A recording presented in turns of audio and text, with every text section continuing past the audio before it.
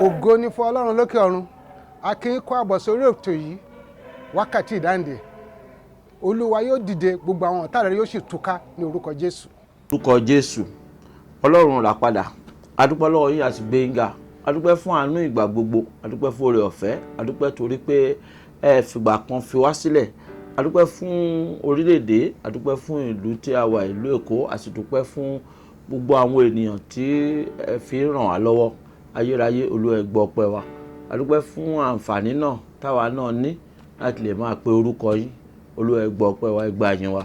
Ògo fún orúkọ yín, Jésù Olúwa wa. A dúpẹ́ lọ́wọ́ Ọlọ́run fún oore ọ̀fẹ́ tá a tún ní lẹ́ẹ̀kan sí. A sì dúpẹ́ lọ́wọ́ bàbá wa Dr. Dike Olúkọ̀yà fún alábòójútó orí òkè náà Àdìṣẹ́ Ìyanu ní gbogbo àgbáyé. A dúpẹ́ fún àǹfààní tí wọ́n fún wa àti oore ọ̀fẹ́ tá a rí gbà ní àkókò yìí. Tí ń gbàdúrà kí Ọlọ́run kó lọ́rẹ̀ ẹ̀mí wọn.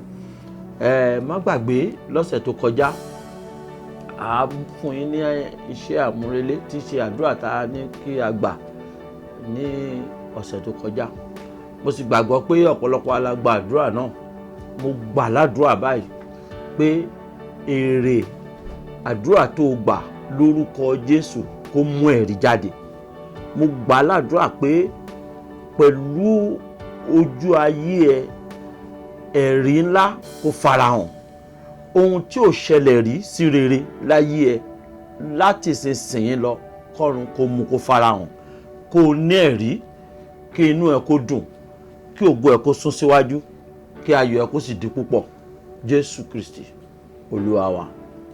Ẹ má gbàgbé pé fún àǹfààní àwọn tí ò bá wa péjọ ní ọ̀sẹ̀ tó kọjá, ẹ má gbàgbé pé à ń sọ̀rọ̀ nípa àkórí tí a pè ní Olúwa yí ìtàn ìran mi padà. Ìyẹn ni pé kí Ọlọ́run kó yí ìtàn ayé ẹ padà. A sì ń sọ̀rọ̀ nípa Rúbẹ́nì. Orí Rúbẹ́nì láti bẹ̀rẹ̀. Bíbélì wí pé Rúbẹ́nì ó gún àkéte bàbá rẹ̀, ó sì bà àkéte náà jẹ́. A sì sọ fún pé ẹni rírú omi ni kì yóò sì tayọ. Ṣùgbọ́n a ṣe oníláàánú pé àwọn ìran tó tẹ̀lé Rúbẹ́nì, àwọn ọmọ Rúbẹ́nì, wọ́n gbọ́ ìtàn yìí ṣùgbọ́n wọn ṣe nǹkan kan. Torí náà wọn ò lè yí ìtàn padà. A sì ń sọ nípa Ísákà, àwọn ọmọ Ísákárì, wọ́n gbọ́ ìtàn yìí, wọ́n sì ṣe nǹkan kan nípa rẹ̀. Wọ́n sì lè yí ìtàn ìran wọn padà. Kí hallelujah. Lọ́sẹ̀ yìí a tún fẹ́ tẹ̀síwájú nínú ọ̀rọ̀ yìí. Arákùnrin kan, irú ègún ìran yìí ló wà lórí ẹ̀. Ó ní ìyàwó, ó sì bí ọmọ 3. Ṣùgbọ́n ó ṣe aláìní. Pẹ̀lú bó ti kàwé tó, ó le kò bá.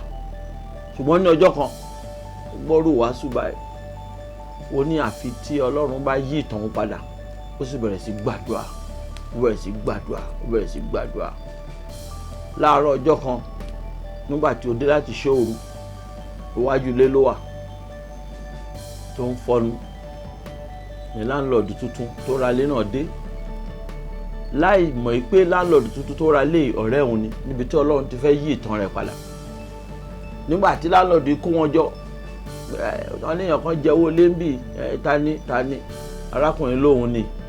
Gbígbójú sókè tó máa gbójú sókè lórí arákùnrin ló ní ó rántí mi ni. Ó ní mi ò rántí. Ní Olivet Baptist High School lọ́yọ̀ọ́ pé ìwọ kí ló ń ṣe ń bì. Bí ìtàn ayé arákùnrin ṣe yí padà nìyẹn.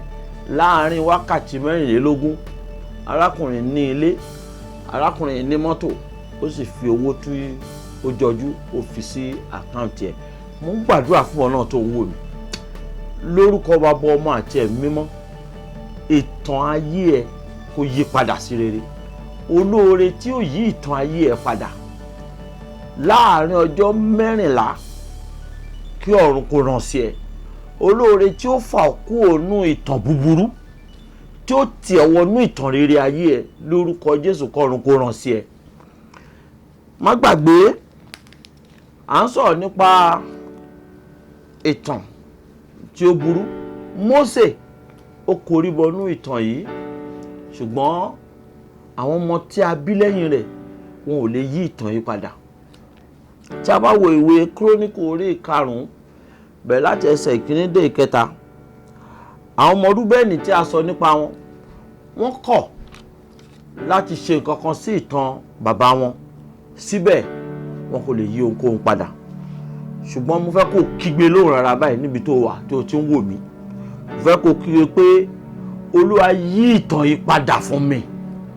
Sọ fún Olúwa kó yí ìtàn yìí padà fún ẹ. Mo fẹ́ kó o tún kígbe náà pé ìtàn búburú lórúkọ Jésù ò ní parí mi, torí pé ó ṣe ni láàánú. Ọ̀pọ̀lọpọ̀ ní ìtàn búburú yìí ló ń parí. Ǹjẹ́ o mọ̀ pé bí èèyàn bá wà ní orí ìtàn búburú yìí, ìkà lè ṣètò bó ṣe lẹ́wà tó kó lọ fẹ́ ọkọ tí ó máa nà, nítorí pé ìtàn ìran nìyẹn. Ǹjẹ́ o mọ̀ pé ẹlòmíràn bí ó ti dára tó, ilé ọkọ tí ó ṣekú pa ni ó lọ. Àmọ́ mo gbàdúrà fún ẹ lórúkọ Jésù, ìtàn ìran ẹ ò ní pa ẹ́. Mo tún sọ lẹ́ẹ̀kan sí ní orúkọ Bàbá, Ọmọ àti Ẹ̀mí Mímọ́, mo ní ìtàn ìran ẹ kò ní pa ẹ́. Bí o bá wo ìwé Kíróníkù kínní orí 12 bẹ̀rẹ̀ láti ẹsẹ̀ 13 àbí 22, a rí ìtàn arákùnrin kan níbẹ̀, àwọn ọmọ Ísákárì. Ẹrú ni bàbá wọn ń ṣe. Àmọ́ nígbà tí wọ́n bẹ̀rẹ̀ sí ka ìtàn láti orí Rúbẹ́nì dé ọ̀dọ̀ bàbá wọn, àwọn ọmọ Ísákárì wọ́n gbọ́ ìtàn bàbá wọn pé ẹrú ni bàbá wọn ṣe.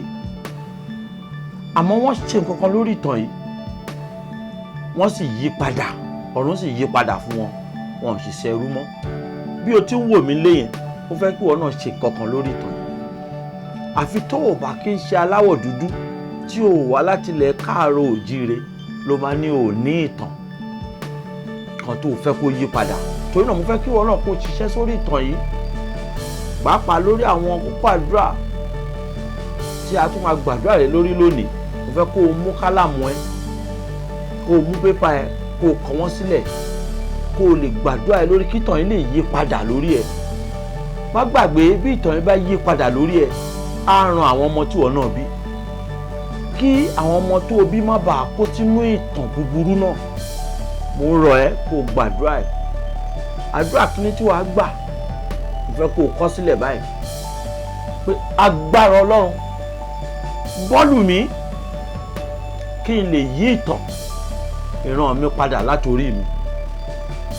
Agbára Ọlọ́run bọ́ọ̀lù mi kí n lè yí ìtàn ìran mi padà látòrí mi. Mo fẹ́ kó o kọ́ bí mo ti sọ yìí, kí n lè yí ìtàn ìran mi padà látòrí mi. Wàá kọ ìkejì báyìí.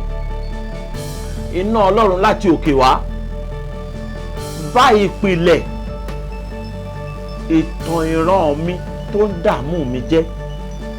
Iná Ọlọ́run láti òkè wá bá ìpìlẹ̀ ìtàn ìran mi tó ń dààmú mi kó bàjẹ́.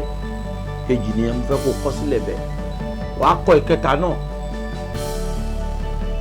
Gbogbo ìtàn ìpìlẹ̀ tí ò jẹ́ kí n rí ògo mi lò, Olúwa dìde, fi agbára rẹ fọ́ wọn dànù. Gbogbo ìtàn ìpìlẹ̀ búburú tí ò jẹ́ kí n rí ògo mi lò, Olúwa dìde, bà wọ́n jẹ́ kó o sì fọ́ wọn dànù. Mo gbàdúrà fún ẹ, bí ó ti gbàdúrà ẹ ní òru èní, ọ̀run rẹ á ṣí, ọ̀nà rẹ á là, èrè á jẹ́ titi ẹ, ìbùkún á jẹ́ titi ẹ, ayọ̀ á sì jẹ́ titi ẹ ní orúkọ Jésù.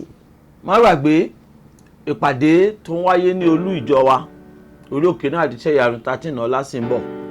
Àwọn ìpàdé ń wáyé ní gbogbo ọjọ́ Monday sí Friday. Bẹ́ẹ̀ ni a sì ní àwọn ìpàdé Yorùbá náà ètò ń wáyé ní sátidé kejì, sátidé kẹta.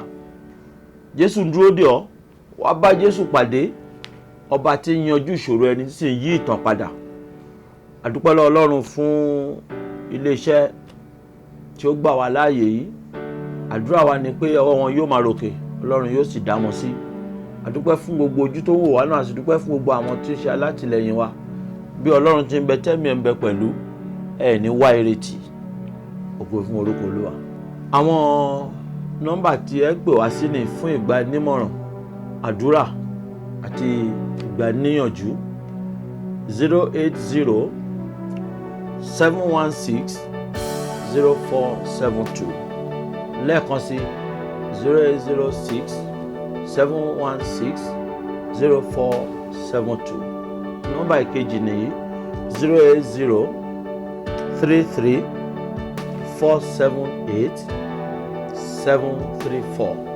lẹ́ẹ̀kan sí 080 33 47 8734. ojú tó o fi ń wò mí yẹn ó fi rí ire gbámú lọ́dún yìí ó sì ṣe rere. ká fi ire pàdé ní ọjọ́ mẹ́jọ. yóò dára fún yín o. Jésù lolúwa.